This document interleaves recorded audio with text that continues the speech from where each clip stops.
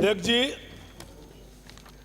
मैं 1 महीने से सदन करीबन चल रहा है, उसमें ये बात तो सही है कि जो हमारे मंत्री जी हैं वो एक स्पष्ट जवाब और अपनी शुद्ध बात को कहने के लिए आगे बढ़ रहे हैं। मैं उसका स्वागत करता हूं कि कम से कम अपनी इच्छा शक्ति को मजबूती से दर्शा रहे हैं। यह भी एक स्वागत योग्य कदम है। अब बात आती है कि हम निकायों में, नगर विकास में क्या काम हो रहा है। मेरे से पहले हरिमोहन जी ने सारी व्याख्या आपको सुनाई और यह सत्यता है कि स्वायत्त शासन में और नगरीय विकास में हमारे नगरीय पालिकाओं का ढांचा बहुत छिन्न भिन्न सा हुआ है। न वहाँ आदमियों की कमी है, ठेकेदारों को हम ठेका दे देते हैं और वो ठेकेदार 5-5 हजार 4-4 हजार रुपये में उनसे काम करवाते हैं। अब आप बताइए वो क्या काम करेंगे, कैसे स्वच्छता का वातावरण बनाएंगे।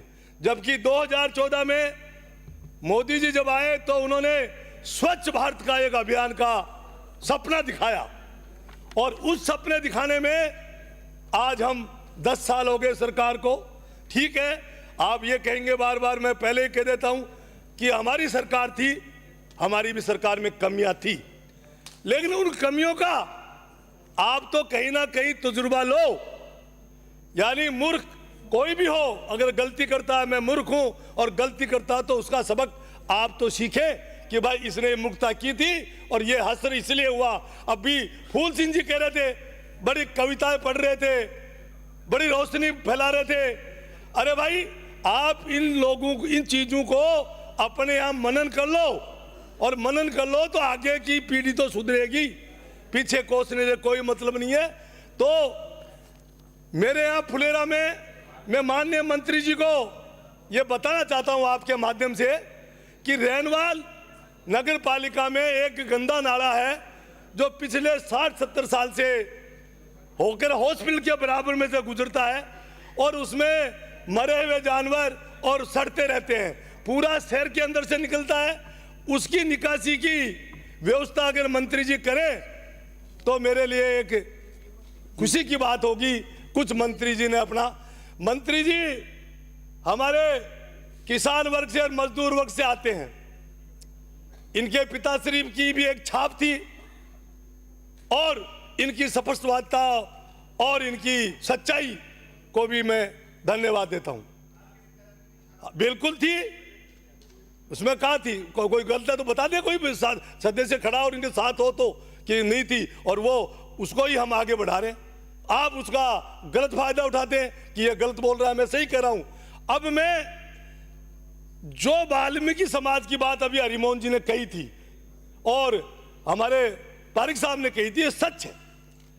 आपको सफाई का मामला, अगर एक परिवार को हमने सफाई के लिए जिम्मा लगा रखा है तो उनके बच्चों की पहले ध्यान रखें, उनको नौकरियां पहले दें। सही है, सर्टिफिकेट जो आपने अभी सुविधा, जो अभी भर्तियां कर रहे हैं उनमें आप सर्टिफिकेट मांग रहे हैं, उन सर्टिफिकेट में नहीं जाके और ये देखे इस परिवार का पहले का अगर सफाई में लगा हुआ है, ये परिवार के 2 आदमी लगे हुए हैं तो उसको भी मौका दिया जाना चाहिए। क्यों कि ये सच है कि ये समाज बहुत पिछड़ा समाज है। आज गंदे नाले में कौन उतरना चाहता है? कोई कह सकता है इस सदन में बैठे हुए कि हमारा परिवार का लोग उतर सकता है? तो आप उनकी भी सोचे। मैं आपके माध्यम से मंत्री जी को ये कहना चाहता हूं कि इस समाज के बारे में गंभीरता से सोचें और ये ठेका प्रणाली है, इसको खत्म करें। आप खुद अपने यहां नौकरी पे लगाएं, उनसे अच्छा काम लें। और दूसरी बात है गंदे पानी की निकासी। हर नगर पालिका में गंदे पानी की निकासी का बहुत ही व्यवस्था खराब चल रही है। ऐसा ही आज आप एक राजस्थान टाउनशिप पॉलिसी 2024 का प्रारूप तैयार करने जा रहे हैं। मैं एक बात कहना चाहूँगा मंत्री जी को कि मंत्री जी एक सामान्य समाज से आते हैं, सामान्य समाज से, सामान्य समाज और सामान्य सामाजिक परिवार से, सामान्य। और आज ये इस पॉलिसी के तहत उन लोगों को देना चाहते हैं जो 100 करोड़ का 1000 करोड़ का काम किया हो, उनको आगे बढ़ाना चाहते हैं। एक किसान परिवार जिसके पास 10 बीघा जमीन है, अगर वो अपने संसाधनों से उसको कन्वर्ट करना चाहता है और उसका पट्टा लेना चाहता है तो उसकी फैसिलिटी तो खत्म हो जाएगी। अगर आपने यूएन में 10 हेक्टर 20 हेक्टर 30 हेक्टर जो करने जा रहे हो, इस पे मंत्री जी अच्छा विचार करें, अच्छा सोच के विचार करें कि हम अपने से नीचे वालों को क्यों मारना चाहते हैं। तो ये पॉलिसी टोटली अडानी अंबानी की तरह जाने वाली है, जिसका मैं घोर विरोध करता हूं। अब बात मैं कह देता हूं, उप मुख्यमंत्री जी वो विचार रख देता हूं, आप थोड़ा नाराज मत होना, क्योंकि मेरी कहने की एक शैली है।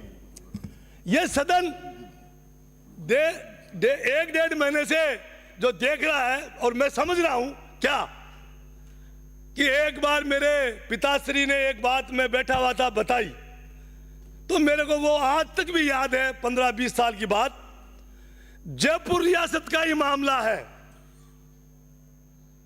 महाराज जयपुर के यहां एक लाल सिंह नाम के आदमी थे, जिनको महाराजा ने बड़ा विश्वास और बहुत विश्वास करते थे, अपने अन्य मंत्रियों से भी ज्यादा उनको दिया जाता था। और यह जिम्मा लगाया महाराज ने कि आदमी सही है, तो सारे राजकाज के दस्तखत करने के पावर लाल सिंह जी को दिए गए कि जो भी काम होंगे दस्तखत लाल सिंह के चलेंगे, चाहे जागीर दी जाए, चाहे पट्टा दिया जाए, या कोई भी काम हमारी रियासत करे। अब क्या था, दुर्भाग्य से लाल सिंह अनपढ़ थे, लाल सिंह पढ़े लिखे नहीं थे। उन्होंने देखा भाई मेरे पे महाराज साहब ने बड़ी जिम्मेदारी पैदा कर दी, अब मैं इस बोझ को कैसे उठाऊंगा। तो उन्होंने एक तरकीब निकाली। तरकीब क्या थी? तरकीब क्या थी देखिए, उसका बहुत गहरा असर है, उसको आप उसमें मत लीजिए साधारण बात में, असर गहरा है। उन्होंने निकाला कि आने दीजिए फाइल। अब फाइल दस्तखत करने आई तो उन्होंने लिखा हुक्म सरकार का, जिम्मेदारी बाबू की, दस्तखत लाल सिंह की, दस्तखत लाल सिंह के। क्यों? सारा काम हो गया। तो यहां हमारी जो सरकार आज चली है, मंत्री लोग क्या करें, ये मंत्रियों के बारे में गहन करने का विचार है कि हुक्म मोदी जी का, हुक्म मोदी जी का, जिम्मेदारी चीफ सेक्रेटरी की और दस्तखत भदन लाल जी की। ये ऐसी चीज चलने में कोई कामयाबी नहीं होगी। इसलिए मैं तो खुद दुखी हूं जब मेरे भाई बंद चाहे इधर हो चाहे इधर हो, जब दुखी होते हैं मंत्री लोग और अपनी व्यथा को सुनाते हैं, तो हमारा भी ग्लानि से मन भर जाता है कि ऐसे में तो मंत्री तो क्या एमएलए भी रहना मैं तो पसंद नहीं करूंगा। अगर मेरे पे कोई जिम्मेदारी की बात ऐसी आती है तो मैं तो वो नहीं करूंगा, हाँ नहीं करूंगा। आप किनसे किनसे किसने? आपका समय खत्म हो रहा है। किस बात से? मैं तो मेरी बात कर रहा हूं, आप क्यों उस वही बात करें? आप गहराई को समझ नहीं रहे। मैं जो कहना चाहता हूं और आप उसमें सवाल जवाब कर रहे हैं। मैं कह रहा हूं उसको मनन कीजिए। मैं इधर की उधर की ये नहीं कहता, हमारी सरकार में भी कमजोरियां थी। और अभी फूल सिंह जी कह रहे थे कि आपको ये कर दिया, आपके सरकार को ये कर दिया, ये झटका दे दिया। अरे झटका देने की बारी अब हमारी नहीं है, जनता की बारी आपकी है। झटका आपको देगी। किसान ने और मजदूर ने जो जब बड़ा बटवर्स होता ना, वो एक दिन में सूखता नहीं है। उसकी जड़ें खोखली हो जाए तो भी तने में दम होता है, तो वो कई दिनों से सूखता है। और किसान मजदूर ने उसमें एसिड डाल दिया है। आपने देखा होगा अभी एसिड का असर। आप 400 पार की बात कर रहे थे, 250 पार नहीं हुए, 250 पार। और अब की बार नारा देंगे आप 200 पार का। अगर 50 पार हो जाए तो मैं यही बैठा हूं। सुन लीजिएगा, मैं नहीं बोला। आप ठीक है, आपकी बहुत बढ़िया बढ़ाई श्री है। गोपाल जी शर्मा। हो जाओगे क्या? यहाँ बढ़ाई करने के लिए नहीं आए हम। आप मेरी बुराई करिए ना, हमारे में कमियां बताइए, मैं तो खुद मानता हूँ। श्री गोपाल जी शर्मा, आपका समय चालू है। उनका भी यही हाल था। जय श्री राम। सावधान सावधान, ये लीजिए। अंकित नहीं होगा, आपका समय चालू है।